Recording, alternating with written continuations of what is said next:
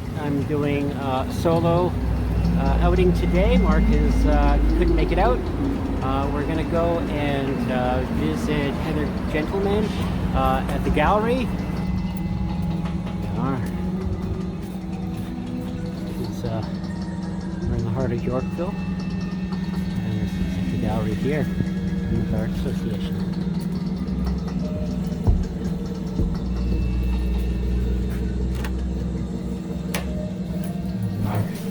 Stop and put my mask on.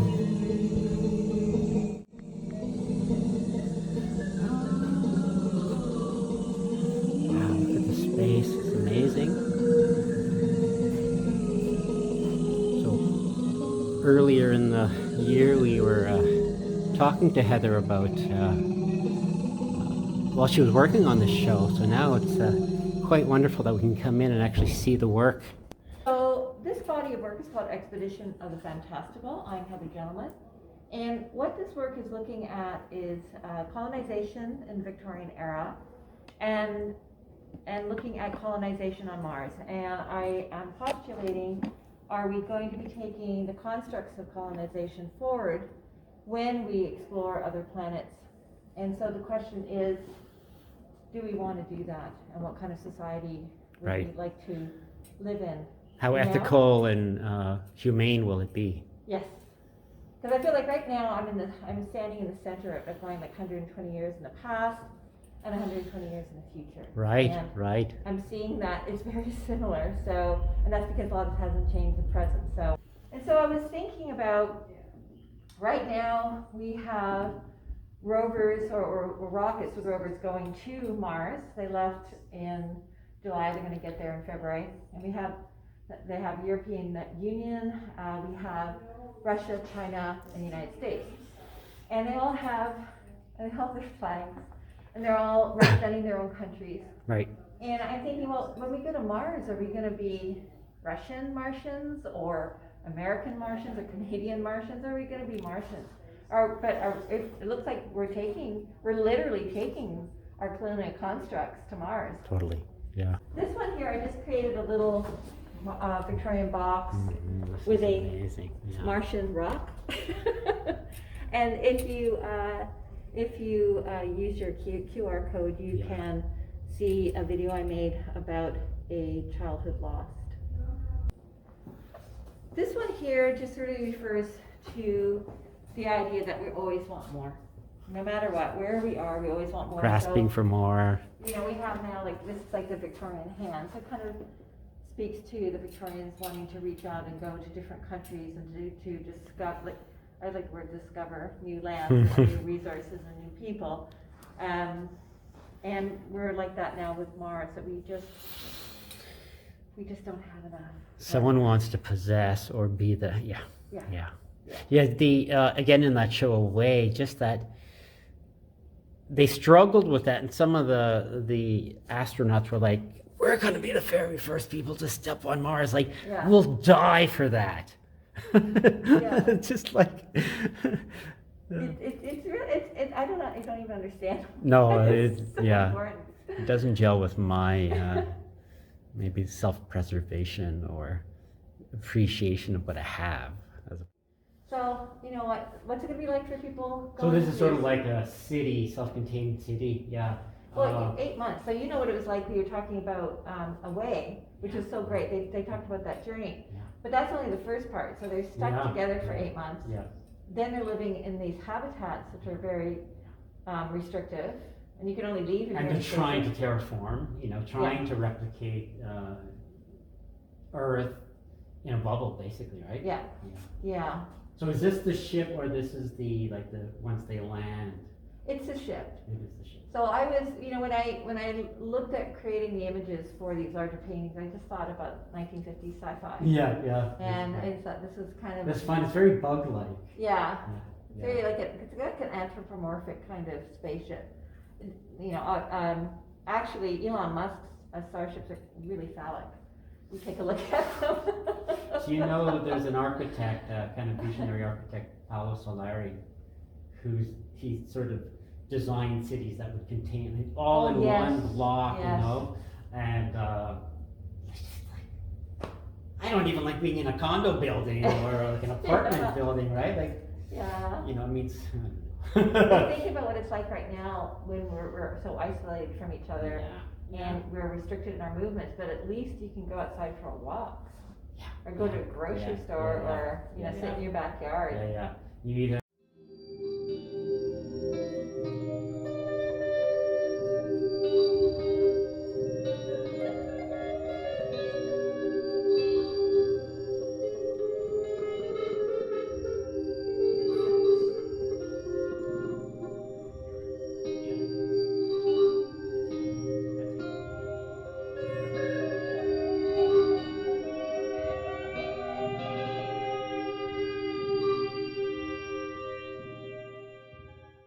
Believe you're in Victoria? I am, yes. Yes. All right. We have been working our way across the country with our interviews. Yeah, we're now coast to coast. Coast to coast, yeah. Oh, it's getting big time. Oh, you know it. After this, it'll be the movie. Yeah, well, Right. we're working on it. Yes. Well, thanks for joining us, talking with us. Why don't we just jump right in? I spent quite a bit of time looking at your website today. I mean, I've been following your work on mostly on Facebook. I don't know how long, maybe 6 or 7 years.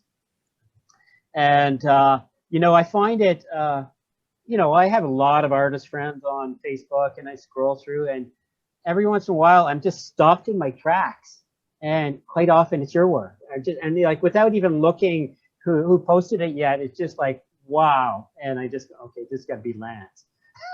Well, that's it's. I feel all sort of, oh gosh. Well, they're very powerful. It's very nice, yeah. And I've pretty much stayed in one place really for 40 years. I decided that I just want to stay here, raise my family, walk around. Yes, yeah. Have nothing to do really with any sort of scenes. I occasionally I have been involved with a few things, but I just mostly get on with my work and Yeah. well, what was really kind of amusing when I look back to me is that I was asked when I was at grammar school, it was like who's going into art and who's going into woodwork, right? And looked at me and said, well, you're going into art, because I tried to make a dovetail joint in the class, and it was and the odd thing is, like years later, I earned my living for 15 years as a carpenter. No way. So there you go. Well, There you go. I should make a dovetail joint, but luckily you don't need one to build a house. That's right. Yeah, no, that's special specialty cabinetry and stuff, right? Exactly right. Yeah. Having been trained by some of these greats or mentored in art school, did anything that they taught, is there anything that they taught still with you today? Does anything still carry over into your current work, or has anything carried into your work in the past? Well, and this is for any art students who might be watching this, who are in school right now wondering, 40 years from now, will what I'm learning now have any application? well, interesting enough, I gave a lecture about 30 years ago at the University of Puget Sound to a bunch of rich kids. Mhm. And I was at the end, I had an exhibition there, and at the end, the teacher was there, the instructor was there, said to the students, do you have anything to ask? And then, of course, nobody sort of asked anything. And then somebody said, well, what should I do? How do we, and I said, pay attention. And that was it. That was my. That's all you can do, right? That's beautiful. Yeah. It is interesting. I really loved the way Auerbach used paint, and I still do. And one of the main reasons I left Europe is because I realized that if I stayed there, I'd be yet, one of 100, 200 people, putting on, Auerbach paint, like, because it was so great, and it's, how do you take that and sort of move on? And Well, it's like anything else. What you do is you just keep working, and Sure. I remember one time, my earlier drawings were sort of very Picasso influenced drawings, right? Right. I realized, I said, okay, so if you're always going to look like Picasso, you might as well just sit here and draw the damn things endlessly, right? And by sitting there drawing them endlessly, Picasso, Picasso, Picasso, then you sort of, and suddenly, Yeah, exactly. these are actually not Picasso-like. They've moved on. But you can't, he's an artist that you can't go round. Mhm. You got Exactly, right. go through him. You can't Go go through through him. Right. more. And so that sort of taught me, if your paintings are going to look like Albach paintings forever, well, make sure they're like really good Albach paintings. Exactly. Yeah. Then, when I want to start working on some sounds, then I move about 2 steps this way, and sitting on top of all my collection of brand new rag papers, I have my sort of work area for sounds. As you can see, that's all stacked up with stuff too. Speakers up there, cello up there. Every shelf is just crammed with stuff. Okay, down here on the working surface, I work on top of the paper. I have the computer sitting here, mixer, a guitar here, and over in this area I've got a couple of other mixers, an interface, reel-to-reel tape recorder, and all my bits and pieces, my small and portable guitar.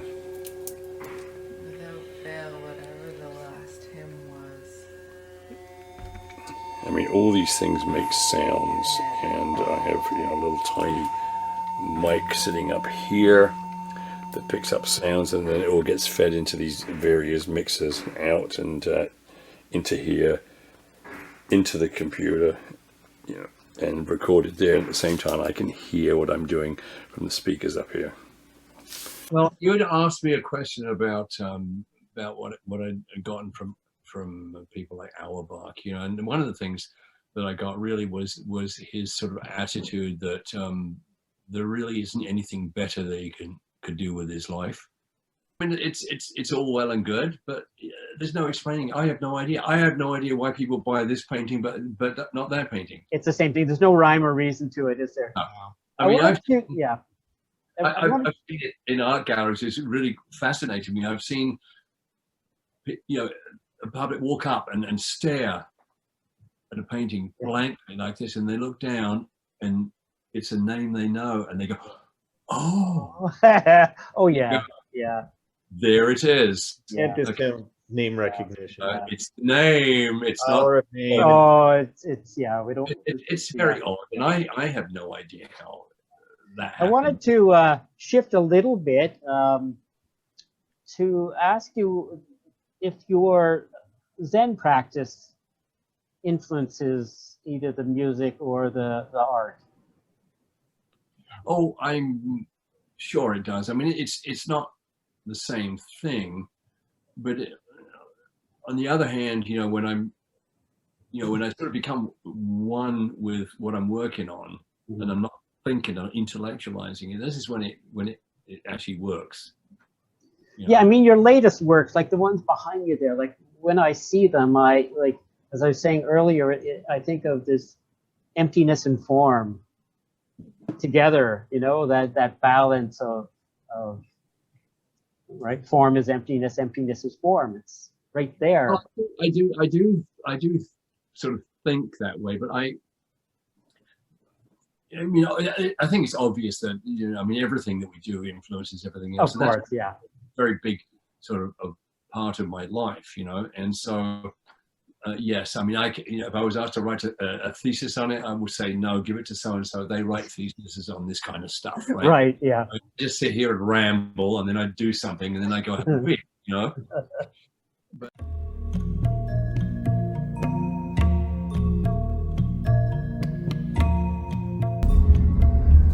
Here we are, Mark, winging it again. Back on the road. Back on the road. In Toronto. You're going to see some real people in real time and space. Yes. We're heading across town to DuPont Lansdowne to see Ashley Johnson and Kathryn Bemrose.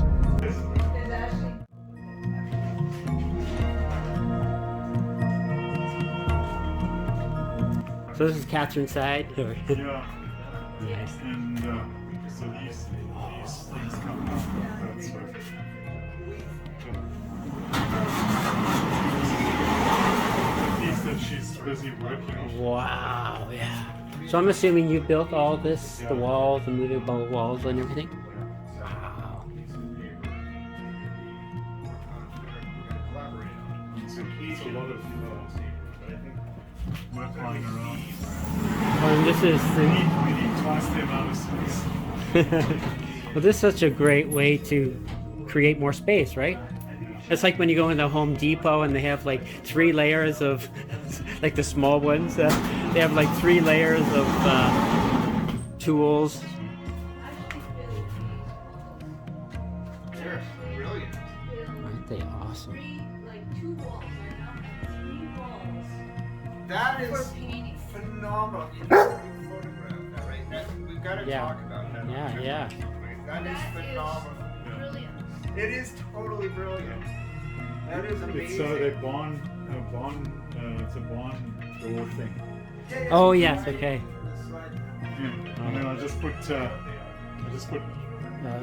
Wood a on trough the or something. Oh, you just created a trough with the 2x4 and the 4x4 or whatever. 2x4, yeah. yes.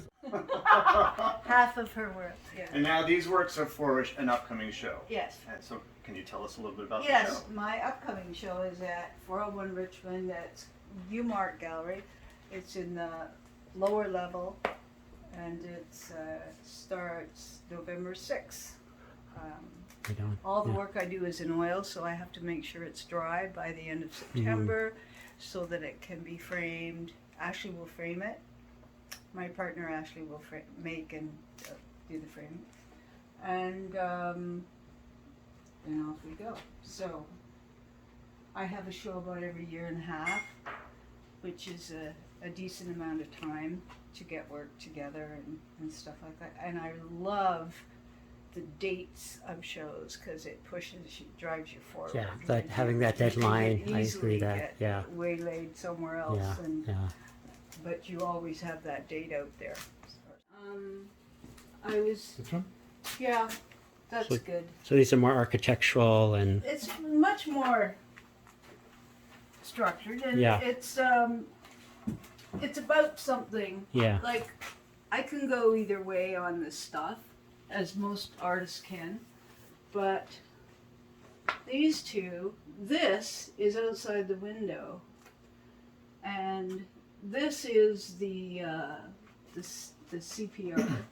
I guess, would that be the CPR, the CNR coming through across? So the DuPont? chain. And those are the stoplights, and in the summer they're shrouded in trees. hmm And I was looking at, I have a partial vision, and I was looking at, I only saw this structure. I never saw that structure. And I was moving in the trees, and I thought of it as a World War I soldier standing among the trees. And then I thought of it as all those soldiers on the railway line going in to be sent out, possibly for World War I, due to the outfit, the tilt of the hat. So that became my soldier, and I consider. So they're kind of anthropomorphic. yeah, anthropomorphic for yeah, sure. yeah. And then this guy following him is the funeral director. Death is following him. Whole Interesting, approach yeah. to the whole approach to looking at things and what you have around you will be different than in 20 years when this other group of people are making art and coming up with possibly an entire Well, there's different kind of vocabulary, art, different different vocabulary, influences. You know, just thinking about the different types of media. And you can tell, you can look at a painting that's abstract and you can say, I bet that guy was born around 1950. And sure enough. And spatial composing from a television can often look like a poster that someone's made, or I think things like television and how it's composed and organized to be seen is often how we might start to paint. It is back in there, and there's a spatial difference. And I think there was about a 2.5 to a 3 inch spatialness of someone born in the 50s. And it's about that width of brush. This is on a big canvas, a bigger canvas. Right. So that there's kind of an evenness. I look for it. I look to see if I did the evenness the way I always do it. The balance. Right. Yeah, Yeah, the yeah. balance. Yeah, I'm looking yeah, for my yeah. own balance, Yeah, and yeah. my balance comes from the beginning, right? Of when we start looking around. Well, and there become marks that we identify with Yes. ourselves. And You the know. space between the marks is also because kids today are making tiny little spaces and big spaces. They're seeing more movement of objects moving and coming close and going apart. Right. They have a much more breathing kind of feel with their, or jammed up or separated, but mostly jammed up. Most of the stuff is quite busy. There's a You create your own elevator. And So that's where- how where he is- got where all is his there? paintings down for you. It hangs off the beams. Yeah. So I move hook up the chain, and then I shift it so that it can drop down and load up all the paintings, and then it's got a button, Hey, do you up wanna- and down button. Do you want to bring me down in the elevator? No. Fun. I think the thing that first struck me about your work is that there were sort of some hybrid images, which is Yeah. something that I love and work Yeah. with, and then this integration of figure, representational, and abstract. Yes, that's very much. I don't see abstract and figuration as being separate things. I see them as part of the toolbox, and Sure. you need mystery as well. So you need- Absolutely, yeah.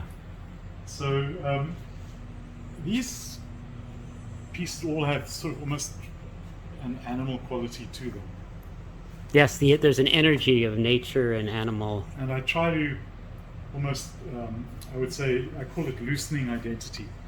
So what I mean by that is that it's almost like trying to make a painting into a verb instead of a noun, something that moves and shifts. Almost, you could almost look at the same spot and find that it shifted. So like here, you could be looking at air, you could be looking at water. It's kind of like the Yeah, two yeah. are combined. So when I was working in sort of semi-abstract for a while, and I liked the idea of creating a painting that, with the feeling like if I turned away and turned back, it rearranges itself.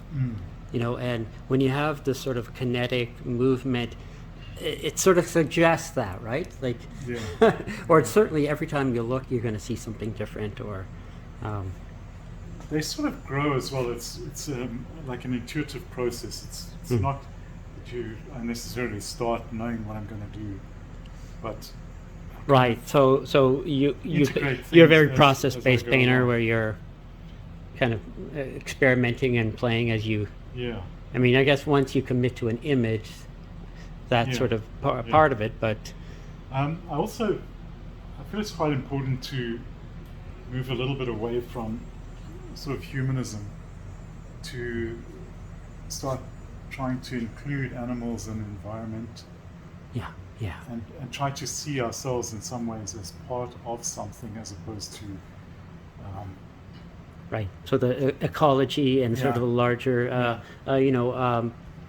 I think I've been following your work probably for 5 or 6 years Yeah. on Facebook, and some of your ideas. You know, there also seems to be some questioning about, well, you know, the environment and our ethics around, you know, how we treat animals, how we treat the environment. I don't know if that.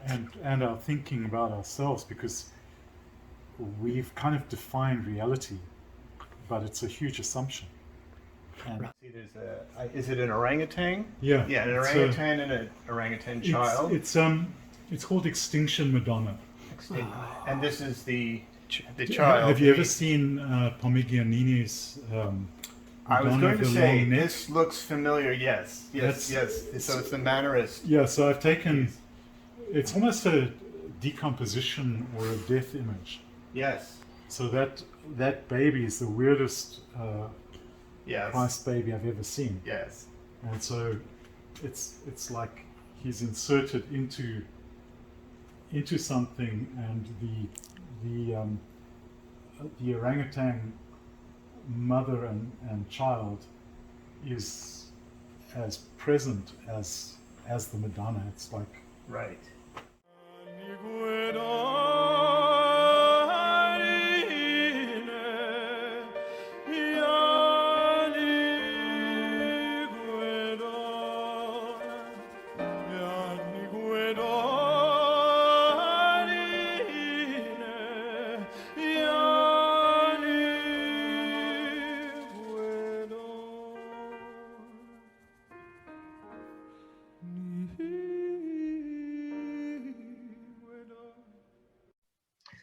We're winging it again. Bring again. Hi, folks. Tonight we are talking to Saskatchewan, or I think Regina-based artist David Garneau.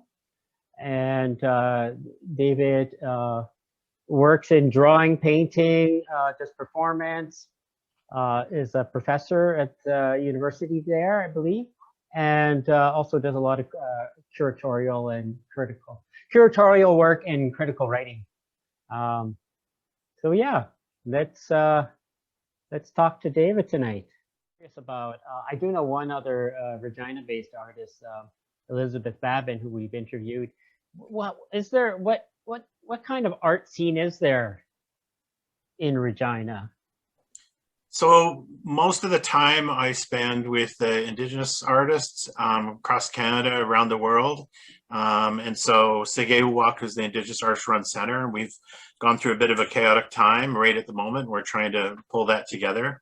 So that it's got a very grassroots type of relationship to the world. And then also some of those artists do engage beyond that, and we bring some of those artists in.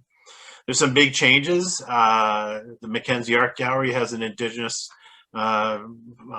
director. I think he's CEO/director, John Hampton, and other recent hires at the Film Board and at the Dunlop Art Gallery, and where else? I can't remember where else. I've been of color people, Black and well, actually both Black folks, and that's been really exciting. Often a place like this is thought to be maybe a little bit more conservative, and Sure. I'm surprised. And the thing is, everyone's doing such a good job. There hasn't been like a backlash, just an excitement of what's going to happen next and new artists coming in. So the city's got a thriving artist art scene, but also not shy about interacting through these galleries with folks elsewhere. So I love painting, and I love realistic or representational. I like all kinds of painting, but particularly representational painting. And I like that on the ontological scale in the academy, the still life was at the bottom. And so it was available to folks who couldn't access, the academy system, the new model. Right. Oh, okay. So a lot of outsider people, and particularly women, worked in that mode. And so I thought, yeah, here's something I could enter into that is sort of a desktop level, where I could produce one idea after another, rather than working on big machines, big history paintings. the way some other artists are working very well, and so I could do my own way. Someone like Kent Monkman or Kent Monkman especially. And I've done large paintings, and I've got a Louis Riel on horseback that's like 8 feet high, and I like these where I can get some very subtle, small, almost domestic tabletop ideas out that have larger implications. But I also like that still life paintings, are open to a lot of readings rather than the sort of one-liners of some of the big machines. And I thought, an artist like Morandi and Chardin, Cézanne, they just resonate in my mind forever. I can never get bored of that kind of work. And then it's a challenge to make them interesting one after the other. If we could just go back maybe to the themes and content of your work. With the still lifes, you were describing a kind of an interface between two different types of traditions, Western and Indigenous, and it sounded like there was the goal was a kind of a reconciliation, or at least a meeting together of these different kinds of traditions of perception and traditions of knowledge, and how to carry knowledge from generation to generation. Some of your other works, I'm thinking of your collages and perhaps your series Cowboys and Indians. There, the interface does, tell me if it is, if I'm wrong, it doesn't, I don't get a sense of a reconciliation going on, but maybe more of a critique or a commentary of one against another. What are your thoughts about that? I mean, the constant theme is ambivalence, right? So as a primarily white passing guy raised in Edmonton, I've always had both things there, sort of Indigenous culture on one side, but the dominant culture is the one I was mostly absorbed into and appreciate it. And that's the terrible thing. If you learn a real good skill like painting, and then you're trying to work on the Indigenous stuff, it's so painful to leave the skill you've worked on so hard behind. So a lot of the first work was ironic, like look at this funny thing, or this is ridiculous, or whatever. So I tried to shift probably 10 years ago or so to a more maybe sincere practice, and so probably, I'm trying to date it, probably 2006 or so, I was looking for a means of bringing Métis culture, say beading or other kinds of work, into a contemporary way. And I hadn't seen Christy Belcourt's work, but I ended up coming up with the same solution of these sort of dot beaded things. And then she was working with a very flat way, like a decorative way. And I decided that I wouldn't go the same way, but I decided to use the sort of Western illusionistic space and then the grid of beads on top to talk about this interplay, or how one thing's a screen for the other. I've done other kinds of work. As I say, this big bridge project has 400 paintings that'll be installed in August on the ceiling of the bridge. And they're as small as, well, there's probably, I don't know, probably 1,000 paintings altogether, but there's some of them are just very small, but the other ones are like 21 feet long. And there I've got a more concerted effort of trying to come up with a Métis decorative style. And I think I've achieved that, but there's still a lot of so-called Western or illusionistic painting in there. But the Cowboys and Indians and Métis was a real struggle to find a visuality for Métis identity, aside from, sashes and all the usual stuff. Sure. And that's a struggle, because it's also a struggle I've been working lately on the Bridge Project and another project with Cree people, and often the visual imaginary is sort of rested in the mid-1800s. And trying to find ways to be contemporary is what a lot of Indigenous artists are struggling to come up with. Right. Some of the best solutions are in material culture, so in beading and fashion, and and performance art. There's some incredible work going on. Less so in painting. There's some, but it's not great. Like you go to Carl Beam and Dean Akpatra, using the abstract expressionism, and then of course here in Ontario, Norval Morrisseau created his own style, but now it's replicated by 1,000 other artists. Yeah, so like Jane Ash and Carl Beam and John Cardinal Schubert, all working in Alberta. At least Carl went to school at the U of A at that time. Their main solution was the collage.